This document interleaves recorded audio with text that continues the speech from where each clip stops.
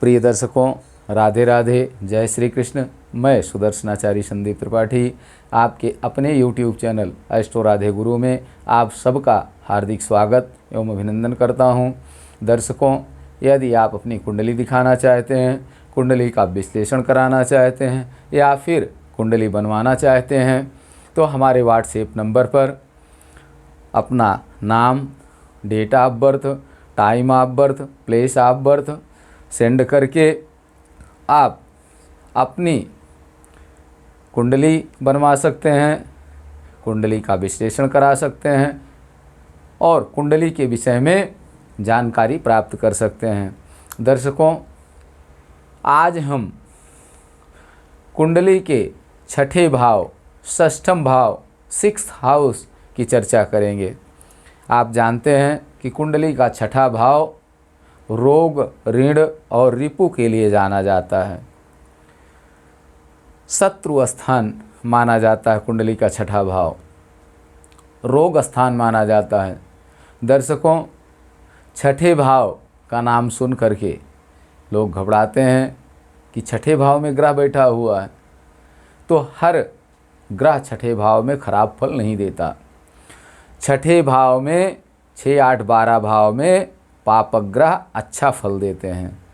जिस चीज़ के लिए वो जाने जाते हैं, पापक ग्रह उन चीज़ों का क्षय करते हैं, नुकसान करते हैं। अगर छठे, 8वें और 12वें भाव में बैठे हुए हैं, हर समय नुकसान ही नहीं करते, अच्छा भी करते हैं। दर्शकों, आज हम छठे भाव के विषय में चर्चा करेंगे। विशेषकर रोग से संबंधित विषय पर चर्चा करेंगे कि कौन ग्रह कहाँ बैठा हो। षष्ठम भाव और शनि की क्या भूमिका है रोग में। दर्शकों, आइए देखते हैं। हमारा सूत्र है कि यदि षष्ठम भाव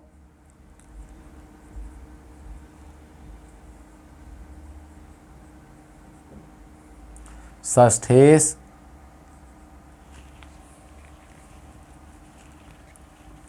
यदि षष्ठम भाव और षष्ठेश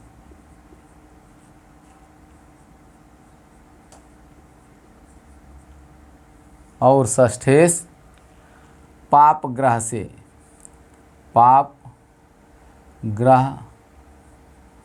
से पीड़ित हों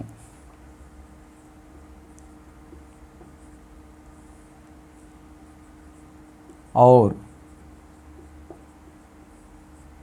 शनि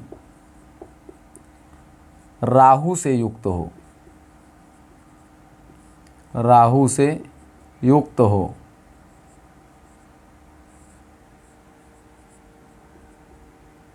तो जातक आजन्म रोगी होता है।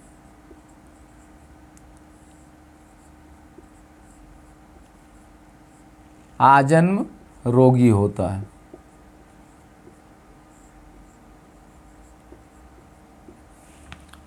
यदि षष्ठम भाव षष्ठेश पापक ग्रह से पीड़ित हो और शनि राहु से युक्त हो तो जातक आजन्म रोगी होता है।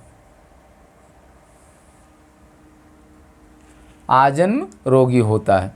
देखें, मान लिया किसी जातक की एक कुंडली है, मेष लग्न की कुंडली है। कौन सी लग्न है?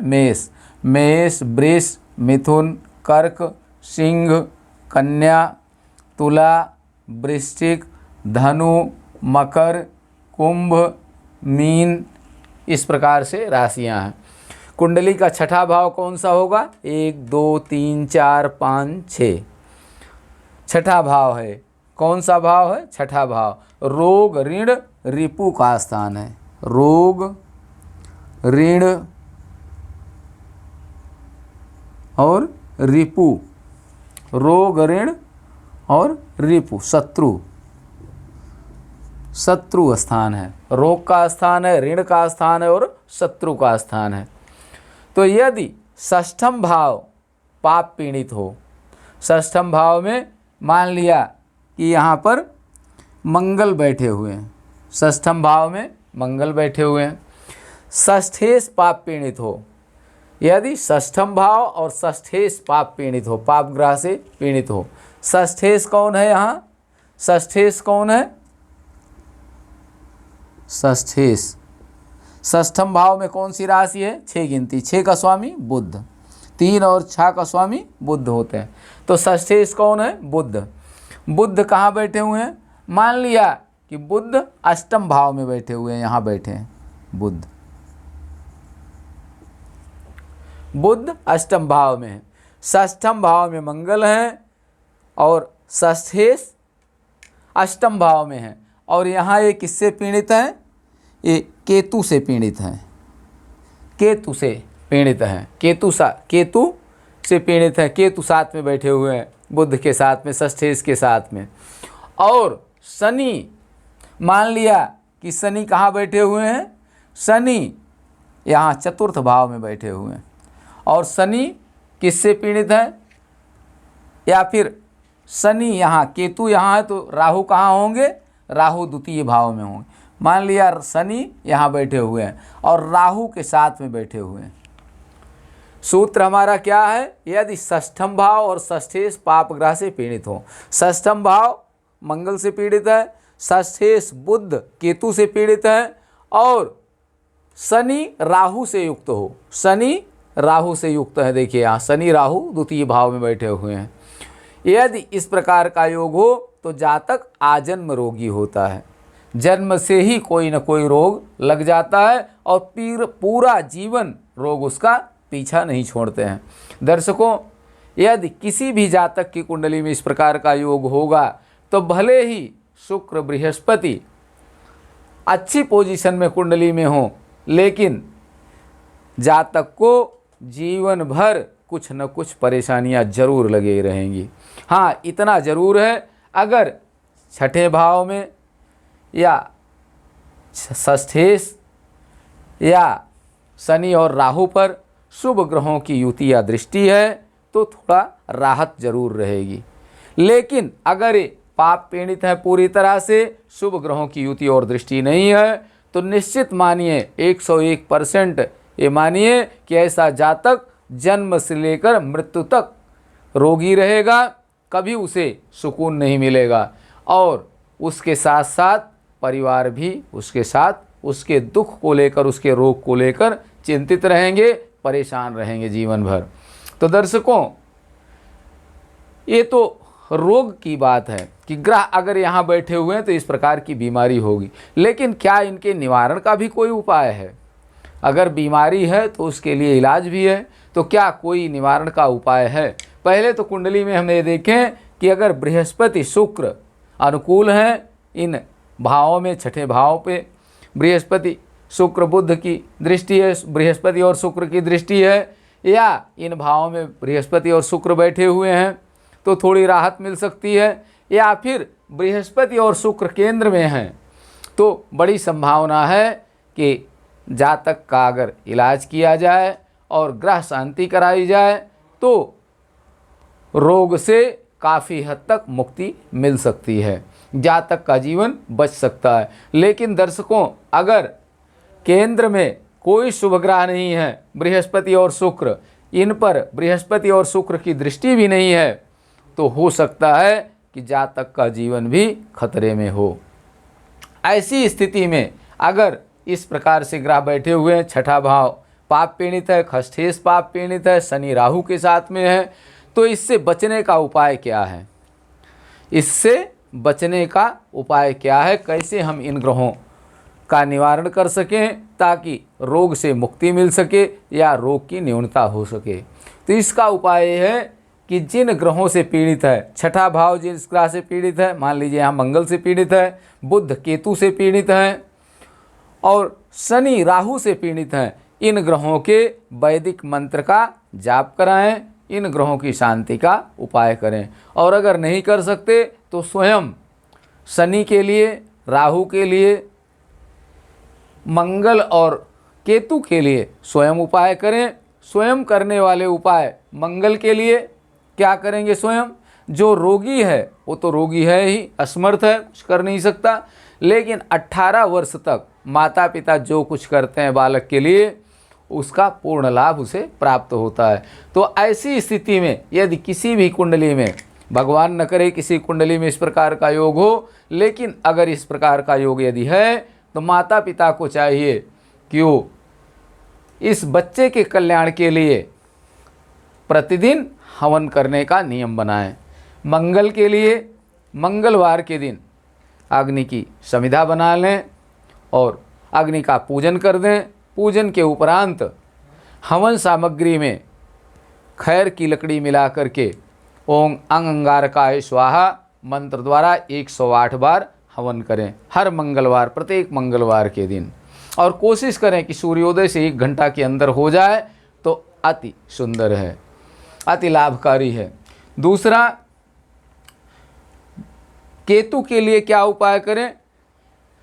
केतु के लिए शनिवार के दिन काले कुत्ते को मीठा युक्त भोजन कराएं, मिष्ठान्न युक्त भोजन कराएं, ऐसी वस्तुएं खिलाएं जिसमें मिष्ठान्न हो, काले कुत्ते को विशेष करके शनिवार के दिन। और चितकबरा कपड़ा दान करें, छीट का कपड़ा जिसे बोलते हैं दान करें, बकरी का दान करें तो केतु से थोड़ी राहत मिलेगी। और राहु के लिए क्या उपाय करें? राहु के लिए पानी वाले नारियल में नीला वस्त्र या नीला ऊन लपेट करके बहते हुए जल में 1 वर्ष तक प्रति शनिवार जल में प्रवाहित करें। ये मंगल, केतु और राहु के लिए उपाय हुए। खष्ठेश बुध खराब हैं, कमज़ोर हैं, खष्ठेश हैं, मेष लग्न के लिए सर्वथा पाप फलप्रद हैं। अष्टम भाव में बैठे हुए हैं पापग्रह के साथ, पापग्रह की राशि में। इसके लिए गणेश अथर्व शीर्ष का पाठ करें, गणेश जी को दूर्वा चढ़ाएं। बुधवार के दिन हरा चारा पशुओं को खिलाएं, गौ माता को खिलाएं, निश्चित रूप से लाभ मिलेगा। और अगर और कुछ कर सकते हैं तो दुर्गा सप्तशती के रोगान शेषान पहंस तुष्टा रुष्टा तु कामान सकलान भीष्टान त्वामाश्रिता नाम न विपन्नराणाम त्वामाश्रिताया श्रयताम भयताम। रोगान शेषान पहंस तुष्टा रुष्टा तु कामान सकलान भीष्टान त्वामाश्रिता नाम विपन्ना त्वामाश्रिताया श्रयताम प्रयान्ति। इस मंत्र का अधिक से अधिक जप करें या दुर्गा सप्तशती में संपुट लगा करके इसका पाठ करें तो निश्चित रूप से रोग से मुक्ति मिलेगी और लाभ प्राप्त होगा। और अगला उपाय है कि महाविद्या का पाठ करें, महाविद्या के पाठ से हवन करें। तंत्रात्मक हवन विशेष करके चतुर्दशी के दिन, शनिवार और मंगलवार के दिन हवन करें। महाविद्या के पाठ से 100% लाभ होगा, इसमें कोई संदेह नहीं। दवा फ़ायदा करने लगेगी, धीरे धीरे बीमारी से मुक्ति मिल जाएगी।